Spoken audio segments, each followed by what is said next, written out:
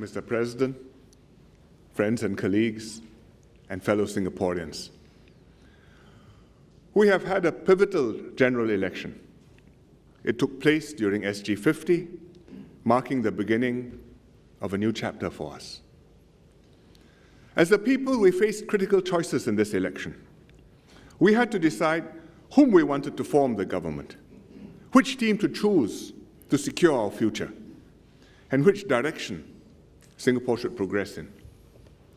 We had to ask ourselves, how do we keep improving our lives, taking Singapore higher, and building something worthwhile and lasting for our children? My team and I are honored and humbled that 70% of voters chose the PAP to form the government. You gave us a clear mandate to take Singapore forward, and we will do so. Such a decisive result could only have happened with support from all groups of Singaporeans. All 89 seats were contested, and every adult citizen had to vote. The real winners in this election were Singaporeans. We have a strong, stable government, able to take Singapore confidently into the future. Singaporeans showed that we knew what was at stake. At a critical moment, we united to decide our future. We pledge ourselves to forge a new way forward as one people, one nation, one Singapore.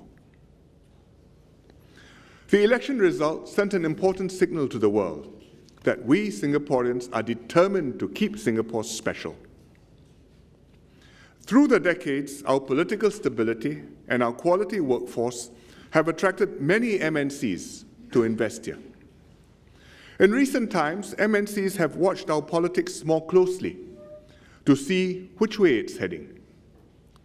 After the election, EDB told me that an MNC that has been here for many years had just decided to increase its stake in Singapore and make another $1 billion investment here, creating many more good jobs for Singaporeans.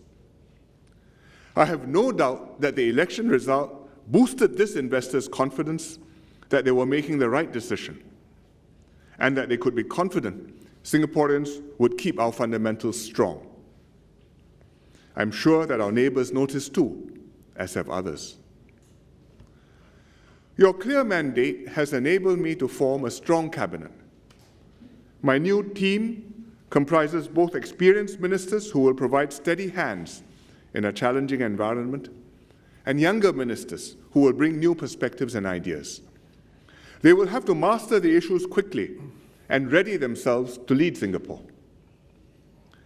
My first objective in forming this cabinet is, as always, to provide the most effective government for Singapore. We are entering a new phase of our nationhood. We face more complex challenges and new issues that cut across multiple domains. Therefore, I've appointed coordinating ministers to oversee work in 3 major areas.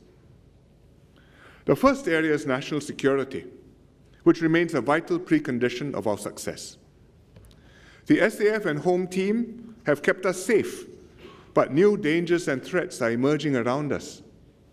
ISIS and jihadist terrorists are a serious problem for Southeast Asia and Singapore because they threaten our physical safety and our racial harmony. Tensions in the South China Sea are unsettling our region. Political problems or racial tensions in neighboring countries can complicate bilateral relations or spill over to affect our society.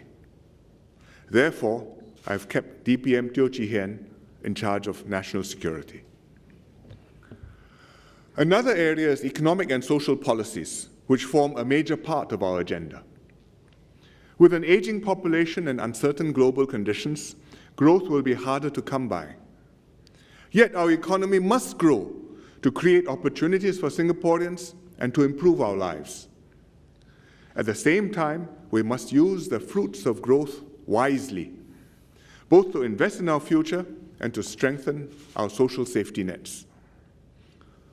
Every citizen should benefit from Singapore's success, and those needing an extra helping hand should be looked after. DPM Taman will oversee this critical area. The final major area is infrastructure.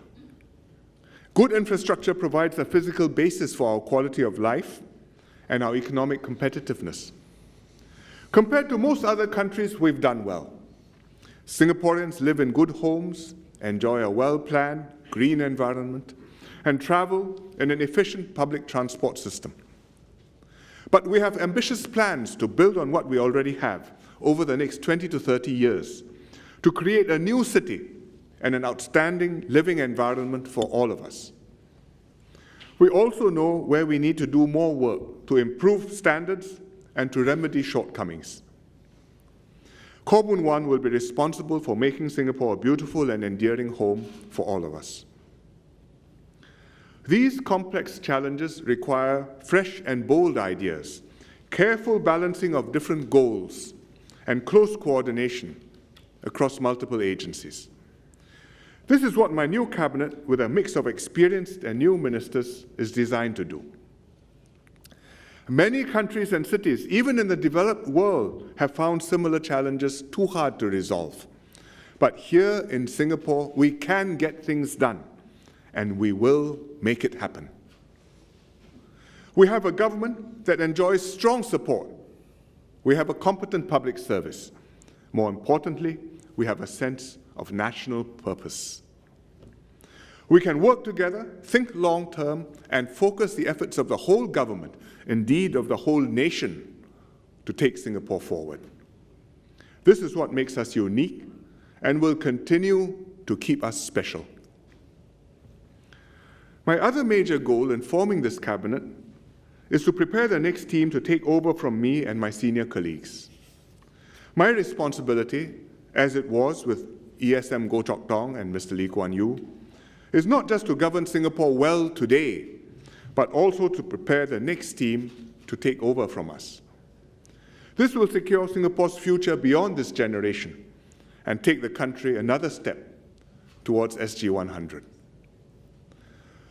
Leadership renewal was one of my major themes before and during the election campaign.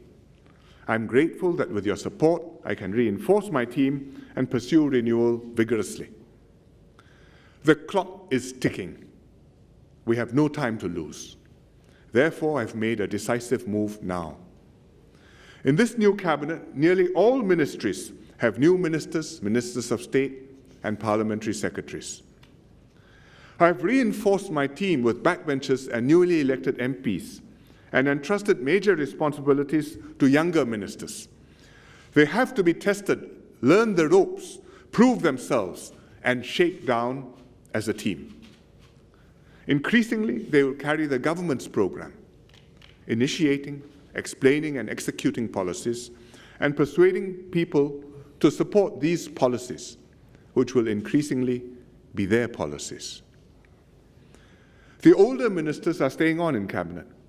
They will provide my team with depth and breadth to think more deeply about issues and to plan more systematically for the future. They will also help me to mentor and guide the younger ones. My overriding goal is to have a new team ready to take over soon after the next elections, to work with you, and for Singapore. We are planning ahead because Singaporeans expect their leaders to do so.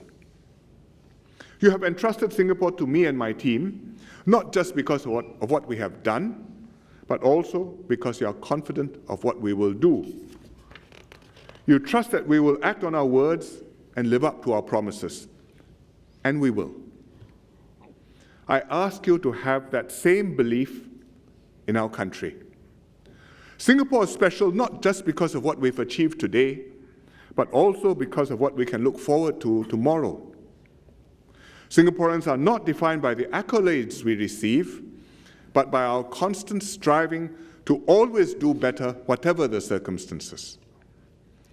In this SG 50 year, we discovered what it means to be Singaporean. When our founding Prime Minister, Mr. Lee Kuan Yew, passed away in March, we grieved together. During the week of national mourning, we came together as one people to pay tribute to Mr. Lee and to reaffirm what our pioneers stood for. On the 9th of August, we celebrated 50 years of independence and remembered how a rugged people overcame adversity together. At the National Day Parade, we sang Majulah Singapura, recited the pledge, and sang Home in one voice, committing ourselves anew to the nation.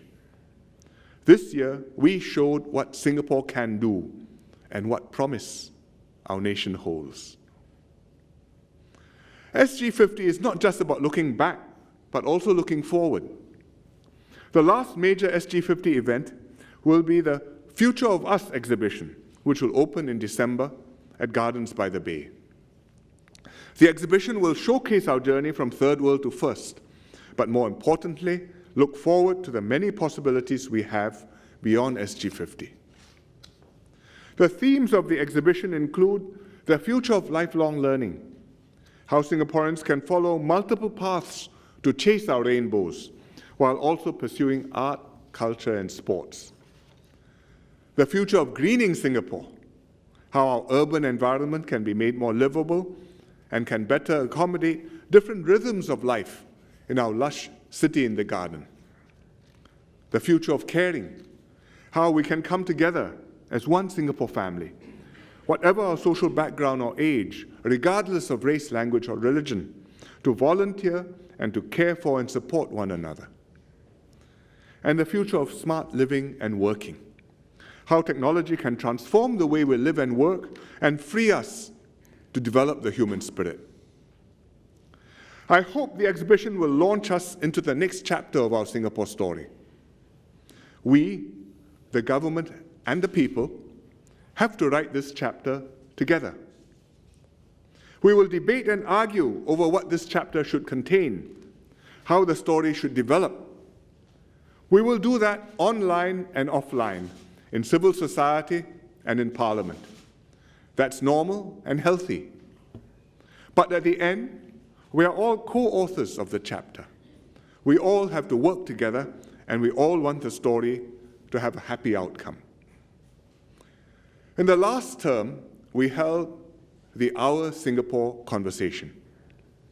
50,000 Singaporeans from all walks of life shared their hopes and dreams for themselves and for Singapore.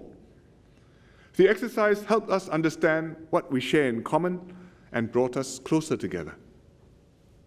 Now we'll take this one step further to explore how we will build our future together, how we will learn, work as one people, and celebrate life together. We will organize focused discussions around the themes of the Future of Us exhibition.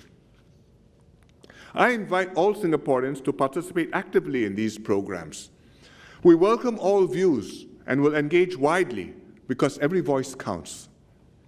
I also urge Singaporeans to go beyond making suggestions or discussing ideas or critiquing policies.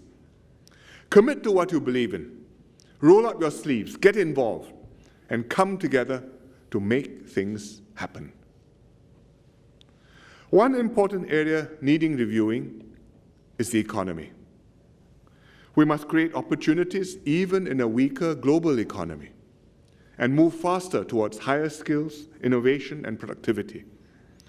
These are urgent tasks, both because global economic conditions and also because of domestic demographic trends. Both will pose us severe challenges. We have to create more good jobs and pathways for our workers.